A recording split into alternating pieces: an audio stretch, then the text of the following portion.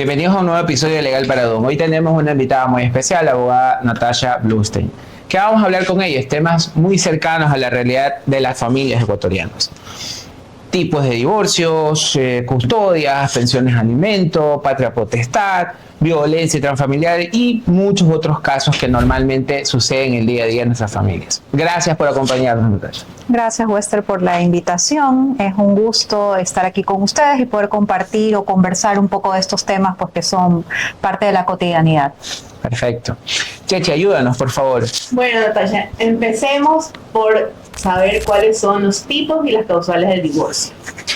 Bueno, nosotros en el Ecuador manejamos dos tipos de divorcios. Uno es el divorcio por mutuo consentimiento y otro es el divorcio por causal. Como su nombre mismo lo indica, el divorcio por mutuo consentimiento es cuando las partes están de acuerdo en acceder a un divorcio. Actualmente pueden divorciarse tanto judicialmente ante un juez o en la notaría en el caso de que no tienen hijos menores de edad, o si tienen hijos menores de edad, una vez que hayan resuelto previamente la situación socioeconómica de los hijos. Y de ahí está pues el divorcio por causal. La ley establece 9 tipos de causales de divorcio y dependiendo pues de cuál se ajuste a cada uno de los casos, pues pueden acceder judicialmente a divorciarse por esta vía. Y los hijos, la tendencia por lo general siempre le corresponde a la madre, digamos de manera general. Eso ya. Yo creo que está quedando ya más en un mito. Ya. ¿Cuál es el criterio del juez para decir, sabes que la tendencia en esta ocasión va a ser del papá o va a ser de la mamá? A ver, siempre pensamos en que la tenencia debe ser de la madre. Esa es la premisa que todos manejamos en el común denominador. Sin embargo, de aquello hace unos años, la Corte Constitucional hizo un pronunciamiento y como tal hubo una reforma en este sentido. Y los criterios son tomados con los mismos criterios que se maneja la patria potestad. Antes la ley decía que se prefiere a la madre. Como recordamos que ahora estamos en toda esta transición de que todos somos iguales ante la ley, de que no puede haber ningún tipo de discriminación, entonces en este sentido la Corte Constitucional también realizó una reforma y dijo pues que el padre y la madre son iguales ante la ley y por lo tanto tienen los mismos derechos y obligaciones. Con relación a la tenencia, sí, todavía seguimos manteniendo por costumbre de que los hijos se mantienen con la madre. Sin embargo, de aquello vamos viendo ya un poco más esta evolución y con el mismo pronunciamiento que ha tenido la Corte Constitucional, pues vemos ya más casos de padres que se quedan con la tenencia de los hijos. ¿Qué pasa o qué dice la ley si los padres no se ponen de acuerdo? Entonces, el juez le toca entrar a analizar o a ver qué es mejor para el hijo. Siempre viendo este criterio del interés superior del niño, qué edad tiene el niño, va a mandar a su equipo técnico a investigar, ahí va a intervenir trabajo social, va a intervenir los psicólogos, se va a escuchar siempre la opinión del niño que esté en facultad de poder ser escuchado. Cuando son adolescentes es obligatorio escucharlos y el juez con todo ese abanico que tiene pues le tocará tomar una decisión. No, bastante interesante. En todo caso, sí podemos escuchar al adolescente, ¿no? Estamos en la obligación de escuchar al adolescente. Cuando son niños, es potestativo del juez. El juez va a analizarlo en función de la madurez que tiene ese niño y con el soporte, en este caso, del equipo técnico. ¿Y este equipo técnico te lo va a dar a proporcionar el juzgado? Correcto. ¿O es particular? No, el mismo juzgado tiene equipos técnicos multidisciplinarios. Cuando hay un caso de esta naturaleza, se sortea a ver qué equipo técnico va a trabajar en ese proceso. Y 100% confiable en el resultado de ese estudio.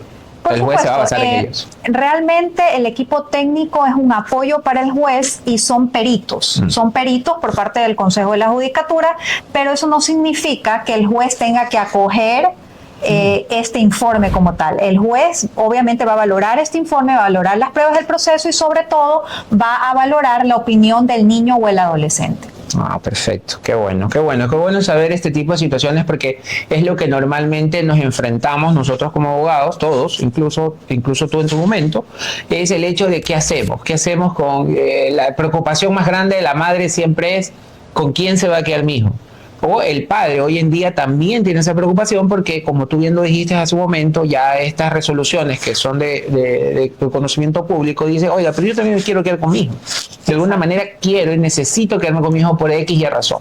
Pero qué bueno que tengamos esa oportunidad y también que las personas puedan conocer el hecho de que ya no es solo la madre la prioridad en ese aspecto de tenencia, sino que también existe esa posibilidad que el padre entre a tener esta tenencia de los niños o de los menores de edad. Así es. Bien, superando un poco estos temas de ahí, porque las causales, como tú bien dices, son muchísimas y ponernos a discutir cada una de ellas no es el sentido, sino más bien conocerlas. Ya las sabemos, el código nos los dice, nos las establece, etcétera. ¿Qué pasa ahora en el momento que normalmente estamos dentro del divorcio, estamos metidos ya en el mundo del divorcio? ¿Cómo realmente llega a calcularse? Porque esa es otra de las interrogantes que siempre tiene la madre que se acerca a la oficina. Dice, ¿cómo se calcula mi pensión? ¿Qué es lo que voy a recibir yo? Mejor dicho, mi hijo, ¿qué es lo que va a recibir? ¿Cómo lo vas a hacer? ¿No? Esos siempre son los cuestionamientos que se nos presentan en oficina. Entonces, básicamente, ¿cómo se calcula y se establece esa pensión alimenticia? Bueno, hay dos tipos de formas de calcular las pensiones de alimentos. La primera y la más común es cuando la persona que le toca pagar una pensión de alimentos, porque recordemos que dependiendo de con quién se queda el niño, si es con la mamá o con el papá, es al otro al que le toca pagar la pensión de alimentos. Entonces, primero debemos ver si la persona trabaja bajo relación de dependencia. Si la persona trabaja bajo relación de dependencia, pues es súper sencillo porque la ley establece una tabla de pensiones de alimentos. Entonces, en virtud de cuánto gana, lo único que se puede descontar es el valor de la seguridad social y en base a eso se aplica la tabla. Y con eso sabemos exactamente el valor que va a tener que cancelar como pensión de alimentos. Ese es el caso sencillo. El caso se vuelve un poco complejo cuando la persona no trabaja bajo relación de dependencia y por lo tanto tiene ingresos variados. Entonces la pregunta es, ¿cómo le demuestro al juez cuáles son los ingresos para poder calcular la pensión de alimentos? Ahí pues sí es importante que en este caso el padre o la madre trate de darle al abogado toda la información que tenga respecto a los ingresos. Y ahí sí el abogado se convierte un poquito en un investigador. Porque, por ejemplo, puedo demostrar cuánto paga, así es, cuánto paga de impuestos, sea de IVA o de impuesto a la renta al año. Puede ser que yo solicite por medio del juzgado, lógicamente porque esa es una información reservada, los movimientos de las cuentas bancarias, los movimientos de las tarjetas de crédito, porque ahí el juez va a poder verificar cuál es la capacidad económica que tiene. Porque muchas veces estas declaraciones en el SRI saben ser en cero. Exacto. Entonces no tienes la verdad cómo comprobar esto de que, ay, sí, sabes que tú mensualmente estás facturando tanto. Exacto. Yeah.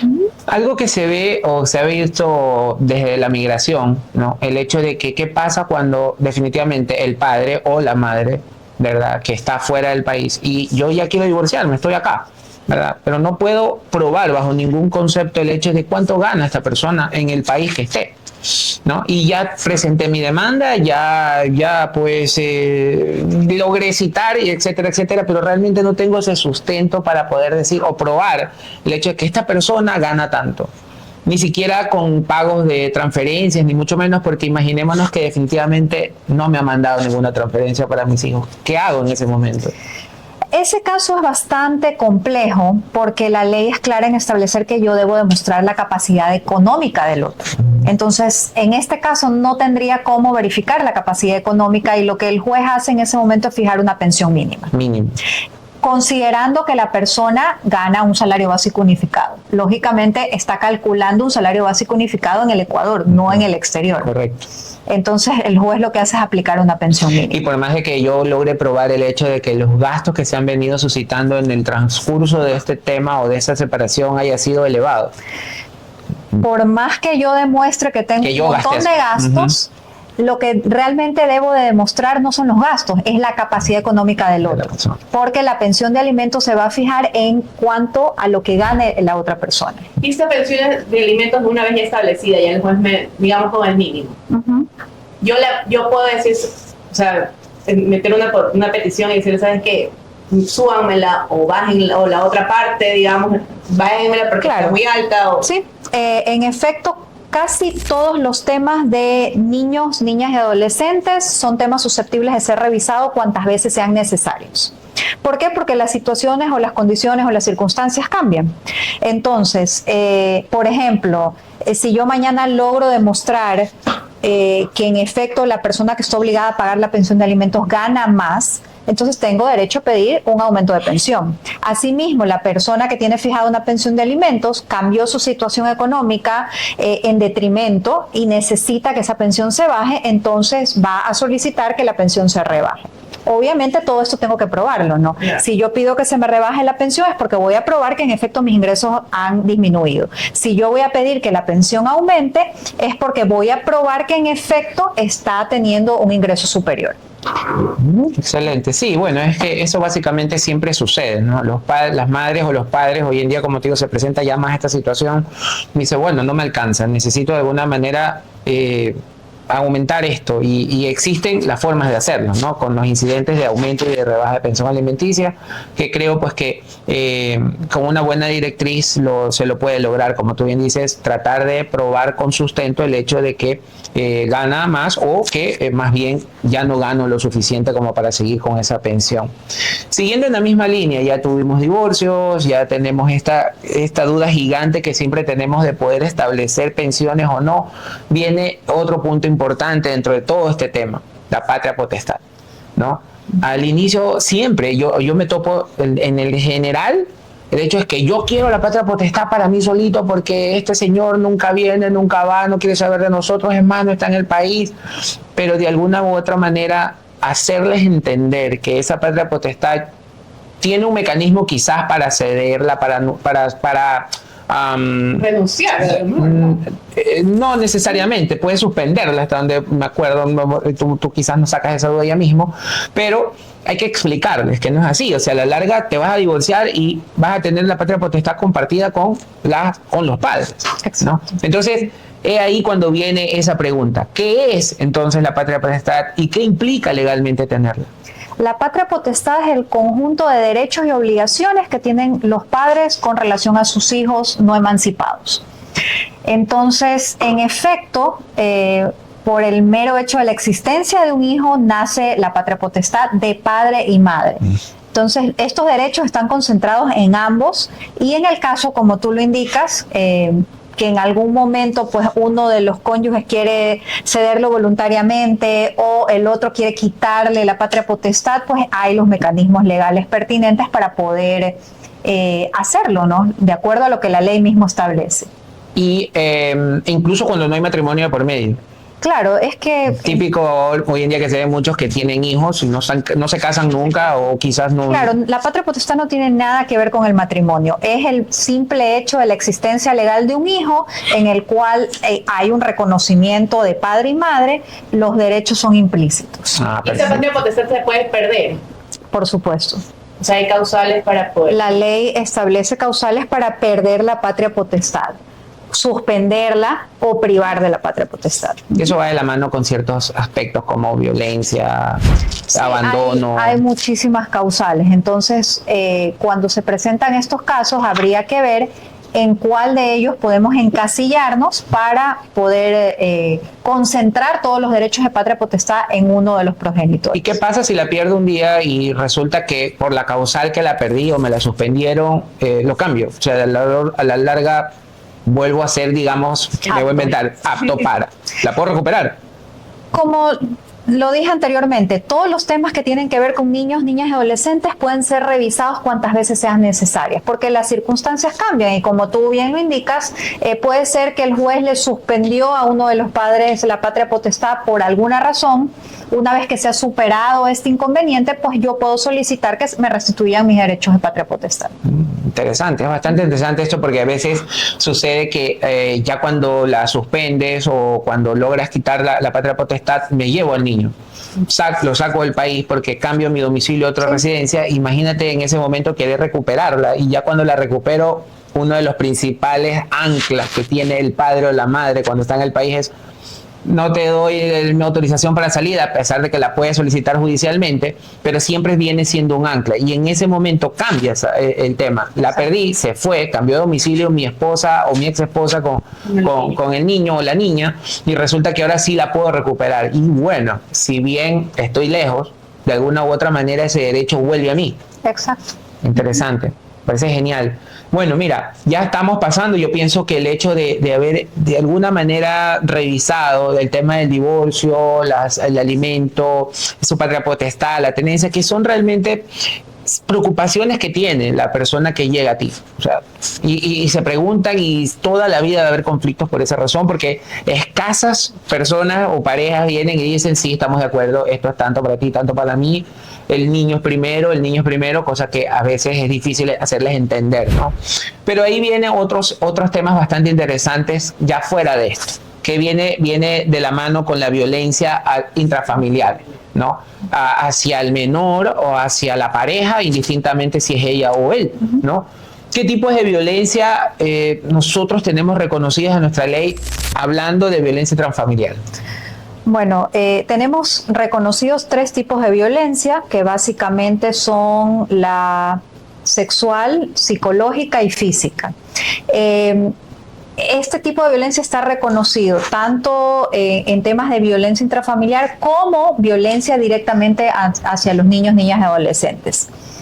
Este es un tema bastante sensible, diría yo, porque muchas veces se confunde el tema de que exista violencia intrafamiliar entre pareja o adultos con relación a los niños. Entonces se quiere utilizar el tema de adultos para, por ejemplo, que no se dé una regulación de visitas entre niños. Entonces ahí hay una línea bastante delgada que debe ser analizada por el juez. Hay una norma en el Código de la Niñez y Adolescencia, y la ley siempre en materia de niños, niñas y adolescentes va a mirar es el interés superior del menor. Entonces, supongamos que hay una situación de violencia intrafamiliar entre adultos en el cual se han otorgado medidas. El juez, cuando analiza casos de niños, niñas y adolescentes, debe verificar si esto tiene relación directa con el niño. Porque por más que haya existido violencia entre los padres, si esto no ha repercutido en relación a los hijos, pues entonces no debe ser topado como un punto para que se suspenda un derecho de visitas. Okay. Sí, bueno, sí, es interesante y es importante saberlo, porque como tú bien dices, lo utilizan. Exacto. ¿Y qué hago si ya existe esta violencia intrafamiliar hacia los niños, niñas o adolescentes? ¿A dónde acudo? ¿Qué es lo que tengo que hacer? A ver, ¿Presento la demanda? Siempre creo yo que cualquier abogado te va a decir que en el caso de que exista violencia de cualquier tipo hay que denunciar. O sea, no nos podemos quedar callados ante una situación como esta.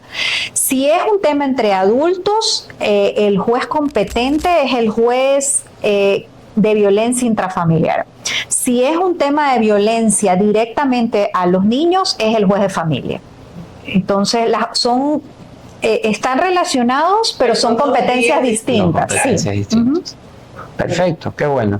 Sí, entonces eso es importante, ¿no? Siempre dejar en claro por qué, porque se da a menudo, y hoy en día que tenemos muchísimas situaciones donde los padres están ausentes o las madres están ausentes, o tenemos altos índices delincuenciales en donde los niños quedan abandonados y de alguna u otra manera llega en ocasiones el padrastro o la madrastra y existen este tipo de maltratos. Los padres no saben a dónde acudir, no saben qué hacer.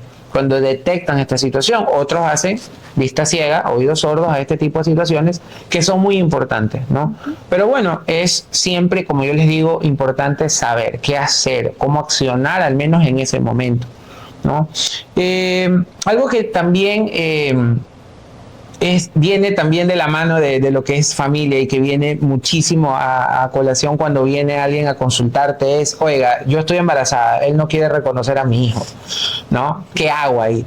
Bueno, si está en estado de gestación, la ley es súper protectiva. Acuérdense que la Constitución va a proteger al que está por nacer desde la concepción. Entonces, hay un capítulo específico que se llama Alimentos para Mujer Embarazada. estos alimentos son, como su nombre lo indica, para la mujer que está en gestación, que son diferentes a, en este caso, el que está por nacer, que asimismo al momento que nace tiene su derecho a alimentos. O sea, son dos temas alimenticios distintos. Entonces, Pero ese derecho fenece una vez que nace el niño, el que estoy para la mujer embarazada, como bien lo dice. hasta que cumple el año de edad del niño.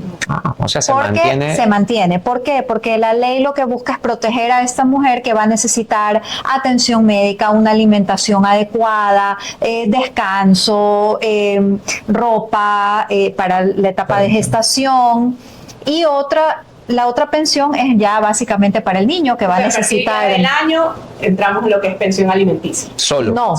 No. A partir de que nace el niño tiene derecho a una pensión de alimentos, independiente a la de la madre. La madre va a tenerlo hasta que el niño cumple el año. Luego de eso termina ese derecho a alimentos. Entonces, ¿qué pasa cuando en efecto este hombre no quiere hacerse responsable? Ella tiene que demandar alimentos para mujer embarazada para que se le fije una pensión de alimentos, y no solo eso, sino también los gastos de parto. Y luego de eso, una vez que el niño ya nace, puede demandar, en este caso, los alimentos con presunción de paternidad, donde se va a realizar una prueba de ADN. Y se va a establecer si en efecto pues es el padre. El juez declara y manda a inscribir con los apellidos. Si la persona no quiere presentarse a la prueba de ADN, hay una presunción de hecho.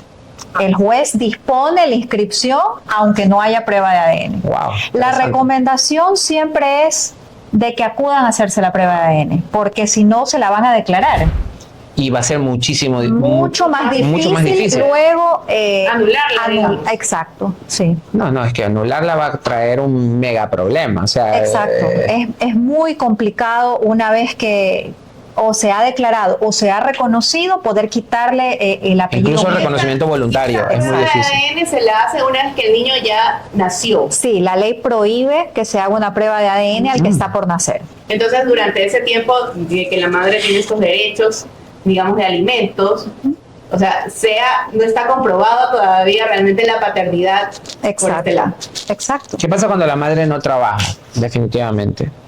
Vienen estos conocidos alimentos congruos, de alguna manera.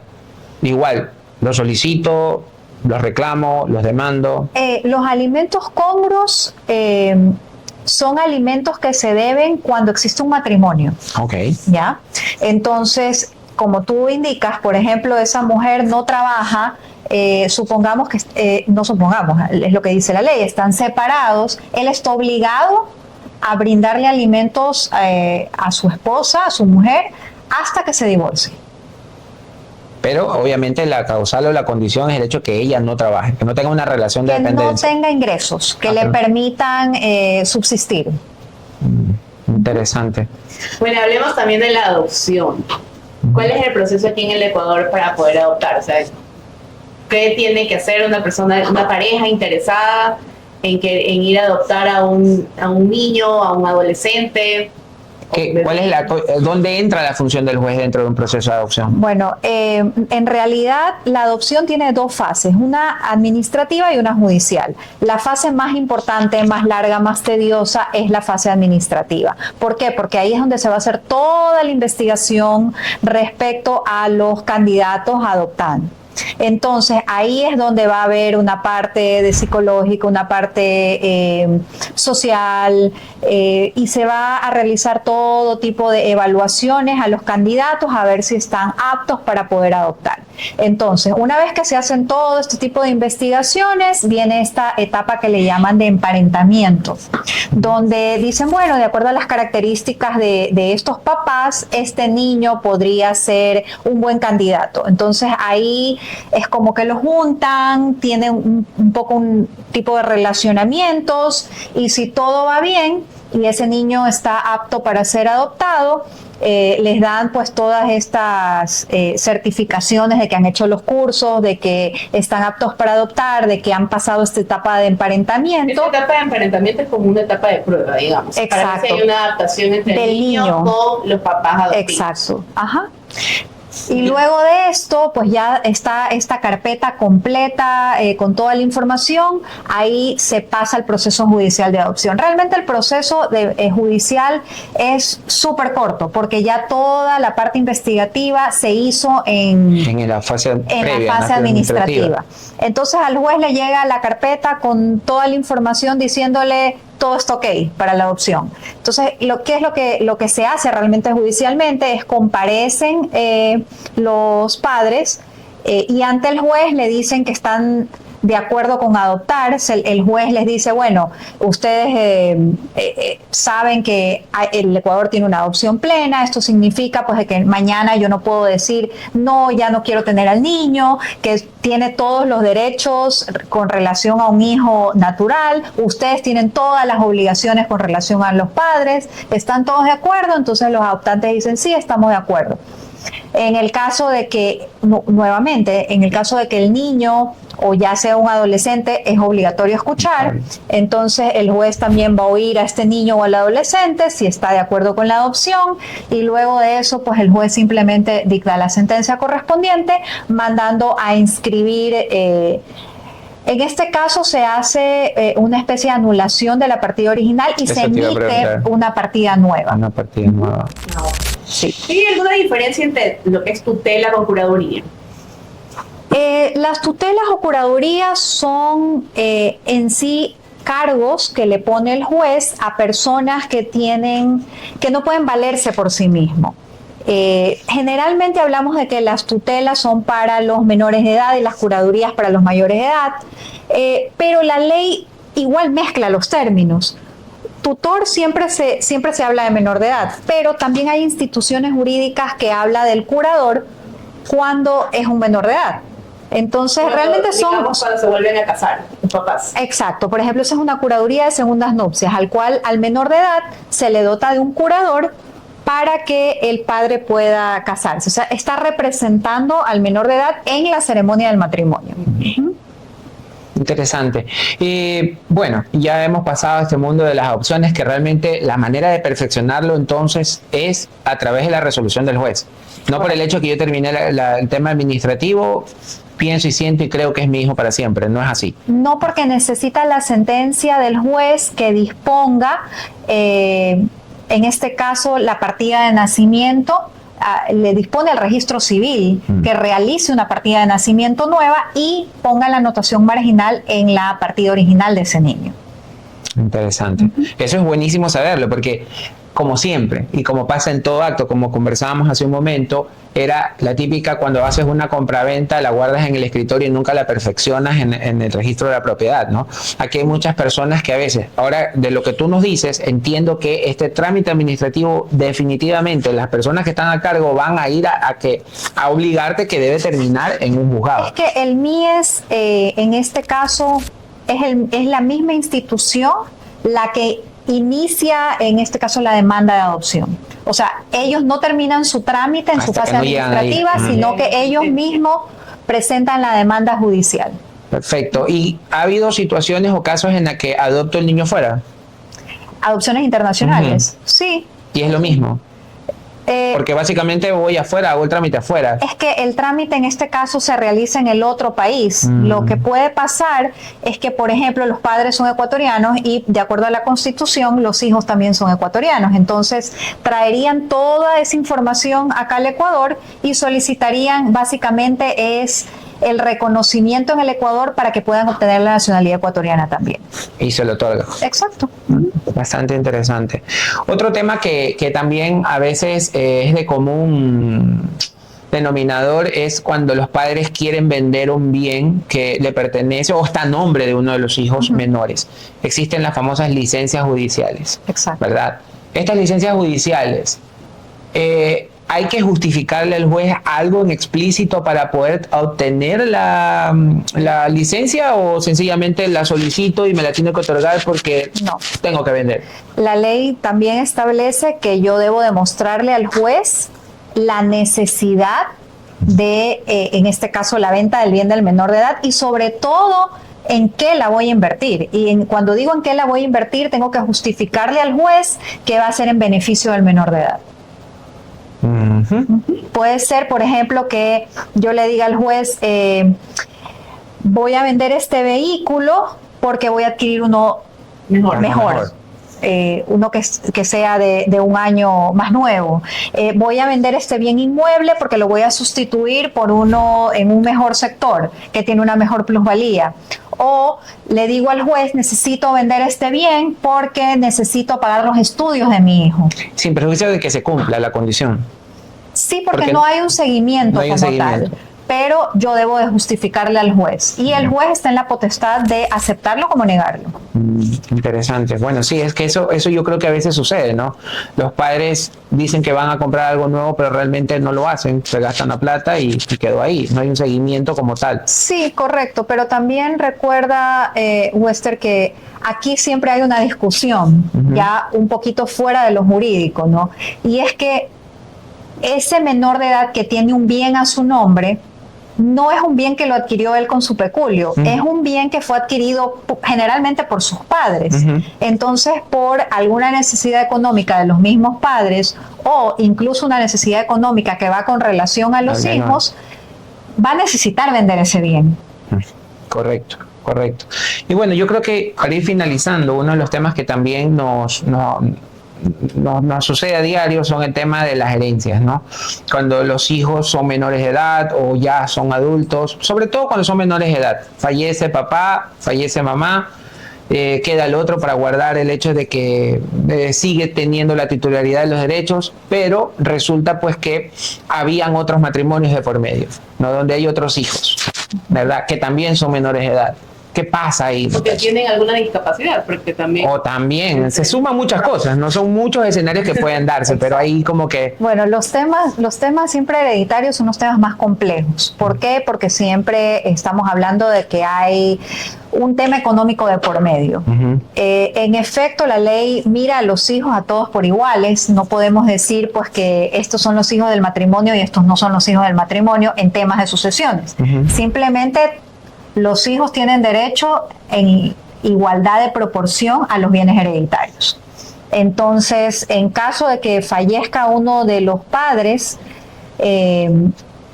todos los hijos tienen derecho a lo que dejó, en este caso, el padre como tal.